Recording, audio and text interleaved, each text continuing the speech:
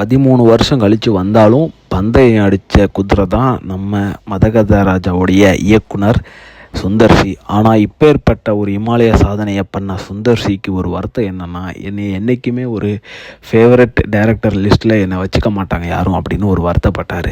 இப்படி அவர் மனசில் இருக்கிறதுக்கு காரணம் என்னவாக இருக்கும்னு நம்ம ஒரு சின்ன அனலைசிஸ் அவரை கேரியரை பார்க்கணும். 90களின் ஆரம்பங்களில் இருந்தே ஒரு முன்னணி நடிகர்களை வச்சு படம் எடுக்கக்கூடிய டைரக்டர் சுந்தர்சி பார்த்தீங்கன்னா என்றைக்குமே ஒரு சக்ஸஸ்ஃபுல் படமாக தான் கொடுத்துருக்காரு. இல்லைனா குறைஞ்சது ஒரு மினிமம் கேரண்டிலேயாச்சும் ஒரு படத்தை எடுத்து கொடுத்துருவாரே தவிர ஷட்டரை க்ளோஸ் பண்ணுற அளவுக்கு அவர் மோசமான படங்கள் இது வரைக்கும் கொடுத்தது கிடையாது. அதன் அடிப்படையில் மக்களுக்கு என்றைக்குமே பிடிச்ச ஒரு டைரக்டர் தான் அவர் இருந்திருக்காரு. அவருடைய ஃபார்முலாஸ் என்னென்ன யூஸ் பண்ணுறாருங்கிறத அங்கங்கே ஒரு சில இன்டர்வியூஸில் சொல்லியிருக்காரு. அதை பற்றின ஒரு சில விஷயங்களை தான் இப்போ நம்ம அனலைஸ் பண்ணி அவரோட கெரியர் எந்த அளவுக்கு க்ரோத்தாக இருக்குங்கிறத நம்ம பார்க்க போகிறோம். அதில் பார்த்திங்கன்னா அவர் முக்கியமாக சொல்கிற ஃபார்முலா நம்பர் 1 என்னென்னு பார்த்தீங்கன்னா, ஜெயிச்சவங்க சொன்னால் கேட்டுக்குவார் அப்படின்னு அவர் சொல்லியிருக்காரு. குறிப்பாக அருணாச்சலம் படத்துடைய படப்பிடிப்பு அப்போது ரஜினி சார் சொன்ன பல விஷயங்களை கேட்டிருக்கேன். இது பண்ணால் கண்டிப்பாக கைத்தட்டல் வரும், மக்களுக்கு இது பிடிக்கும் அப்படின்னு ரஜினி சார் சொன்னதை விருப்பம் இல்லாமல் அதை டைரக்ஷன் பண்ணியிருப்பார் ஒரு சில சீன்ஸு. ஆனால் தேட்டர் ரெஸ்பான்ஸ் பார்த்துட்டு ரஜினி சார் சொன்னது கரெக்டு, அந்த இடத்துக்கிட்டேருந்து அந்த ஃபார்முலாவை அவர் யூஸ் பண்ண ஆரம்பிச்சிருக்காரு. அது பல படங்களில் அவரை பயன்படுத்தியிருக்காரு. குறிப்பாக சொல்லணும்னா அரண்மனை முதல் படத்துடைய கிளைமேக்ஸ் சீனில் பார்த்தீங்கன்னா, அவர் காரில் ஜீப்பில் போயிட்டுருப்பார். அப்போது அவர் அந்த காரை தடுக்கிறதுக்கு அந்த பேய் என்னென்னமோ அங்கே சுற்றிட்டு இருக்க விண்மில்லை சாய்க்கும், அங்கே இருக்க மரத்தை சாய்க்கிற மாதிரி பண்ணும். இவ்வளோ பண்ணது அந்த காரை தூக்கி போட்டு நசுக்கி இருந்திருக்கலாமே அப்படின்ட்டு அவர் இன்டர்வியூவில் சொல்லியிருந்திருப்பார். இதுதான் ஃபார்முலா நம்பர் 2. ஆனால் இதை மக்கள் எதிர்பார்க்க மாட்டாங்க.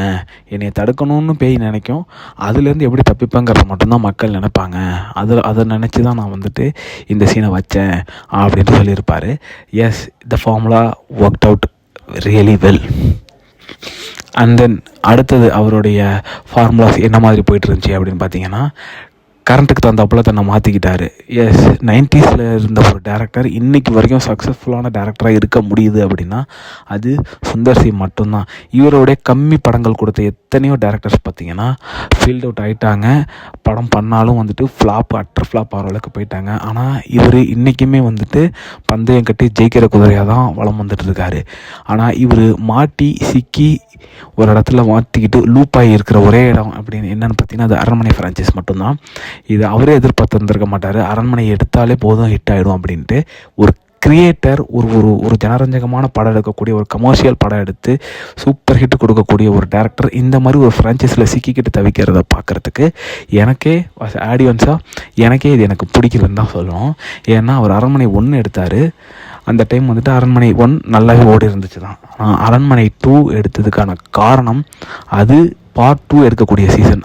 அந்த ஒரே காரணத்துக்காக தான் அரண்மனை ஹிட் ஆகிருக்குது. அதனால் அரண்மனை 2 எடுக்கலாம் அப்படின்னு சொல்லி அவர் எடுத்தார். ஆனால் அரண்மனை 2ல் தான் எனக்கு பர்சனலாக இந்த ஃப்ரான்ச்சைஸ் இந்த அரண்மனையை பிடிக்காமல் போனது காரணம் என்ன அப்படின்னா, இவ்வளோ அழகாக ஒரு பேயை அவர் காட்டியிருந்திருப்பார். எனக்கு அந்த சீன்லேயே முடிஞ்சு போச்சு. அந்த சீனில் விழுந்தவங்க எல்லாருமே அரண்மனை ஃப்ரான்ச்சைஸுக்கு ஃபேன் ஆகிட்டாங்க. சுந்தர்சியோட அரண்மனை வந்தாலே போதும்ன்ட்டு சொல்லி ஹிட்டு கொடுக்குறவங்க இருக்கிறாங்க. அந்த கூட்டம் தான் அதிகமாகவே இருக்கே தவிர என்ன மாதிரி வெறுத்து ஒதுக்குனவங்க கம்மியாக தான் இருக்க முடியும். அதனால தான் இதை நான் அன்பாப்புலர் சீரியஸில் நான் போட்டுக்கிட்டு இருக்கிறேன். எனக்கு அரண்மனையோடைய எந்த சீரியஸுமே பிடிக்கவே பிடிக்காது. அது எவ்வளோ பெரிய ஹிட்டாக கொடுத்துருந்தாலும் பரவாயில்ல, அது என்ன மாதிரி வித்தியாசமான கதைக்களம் கொண்டு இருந்திருந்தாலும் பரவாயில்ல. எனக்கு சுத்தமாக பிடிக்காத ஒரு இடம் அப்படின்னு பார்த்தீங்கன்னா, அந்த அரண்மனை 2ல் ஹன்சிகா பேயாக இருக்கும்போது சிசிடிவி கேமராவில் பார்ப்பார். இவ்வளோ மேக்கப் போட்டுக்கிட்டு ஒரு பேயை காட்டலாங்கிற தைரியம் அவருக்கு எங்கேருந்து வந்துச்சுன்னு தெரியல. அதே தான் எந்த ஜெயித்தவங்க சொன்ன ஃபார்முலாவை அது யூஸ் பண்ணாருன்னு தெரியல. ஆனால் படம் ஹிட் ஆகுது வசூலாகுதுங்கிற ஒரே காரணத்துக்காக அவர் மேலும் மேலும் ஃப்ரான்ச்சைஸ்குள்ளே மாட்டிக்கிட்டு இருக்காரு. ஆனால் அதே நேரத்தில் ஆக்ஷன் அந்த மாதிரி படங்கள் கூட அவர் முயற்சி செய்தார். ஆனால் அது எதுவுமே ஒர்க் அவுட் ஆகலை. இப்போது மக்கள் அவரை ஒரு இடத்துக்கு தள்ளி கொண்டு போய் நிப்பாட்டி வச்சு, நீங்கள் இதை மட்டும் எடுத்தால் போதும், அரண்மனையில் ஒரு பாகங்கள் எடுத்தால் மட்டும் போதும், நாங்கள் ஹிட்டு கொடுத்துருவோம், நீங்கள் உங்களை சஸ்டெயின் பண்ணி வச்சுருவோம், நீங்கள் காசு பார்த்துடலாம் அப்படிங்கிற ஒரு நிலைக்கு அவரை தள்ளினதுனால தான் இன்றைக்கி அவர் கிரியேட்டிவ் பிளாக் ஆகி ஃப்ரான்ச்சைஸ்குள்ளே மாட்டிக்கிட்டு இருக்காரு. இல்லைனா மதகத ராஜா மாதிரி ஒரு படம் எடுத்த ஒரு கமர்ஷியல் ஹிட்டு கொடுத்தது 13 வருஷம் கழித்து ஹிட் கொடுத்த ஒரு டைரக்டர் இன்னும் எவ்வளவோ முயற்சி செஞ்சுருந்துருக்கலாம்.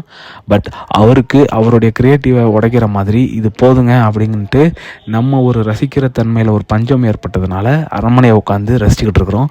சத்தியமாக சொல்கிறேன், எனக்கு அரண்மனை பிடிக்கவே பிடிக்காது. அரண்மனை 1 மட்டும்தான் எனக்கு பிடிச்சிருந்துச்சு. அரண்மனை 2ல் அந்த சீனில் அந்த மொமெண்ட்லேயே வந்துட்டு நான் வெறுத்துட்டேன். எனக்கு அது சுத்தமாக வந்துட்டு இனிமேல் இந்த சுந்தர்சி எடுக்கிற பேய் படத்தையும் பார்க்க சுந்தர்சி ஃப்ரான்ச்சைஸ்லேருந்து கண்டிப்பாக மீண்டு வரணும்.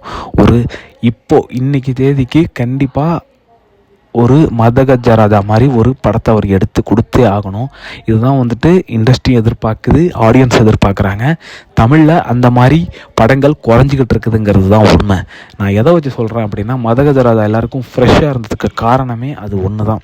சந்தானம் போயிடுச்சு, அந்த மாதிரி ஒரு ஸ்க்ரீன் ப்ளே இல்லை, பாட்டு ஃபைட்டு இந்த மாதிரிலாம் வந்துட்டு இப்போ வர படங்கள்லாம் இல்லை. அதுக்கு மக்கள் புது கதைக்களத்தை வரவேற்க தயாராக இருந்தாலும் பழசை விட்டுட்டு போங்கலாம் யாரும் எதிர்பார்க்கல. பழசை எடுத்து கொடுக்கறதுக்கும் ஒரு ஆள் தேவை தான். அங்கங்கே அப்டேட்டுக்கு தகுந்தாப்புல மாற்றிக்கிட்டு, மக்கள் எதிர்பார்த்ததில் மாற்றிக்கிட்டு, பழைய மாதிரியான படங்களை கமர்ஷியல் படங்களாகவே கொடுத்து ஹிட்டு கொடுக்கறதுக்கு சுந்தர்சியால் மட்டும்தான் இன்றைக்கி முடியும். அவர் எனக்கு ஒரு ஃபேவரட் டைரக்டர் தான். அதை என்றைக்குமே மாற்ற முடியாது. அவர் என்றைக்குமே என்னோடய டாப் லிஸ்ட்டில் இருக்கிறாரு. அவர்கிட்டேருந்து நான் எதிர்பார்க்குறது இது ஒன்று தான். நன்றி, வணக்கம்.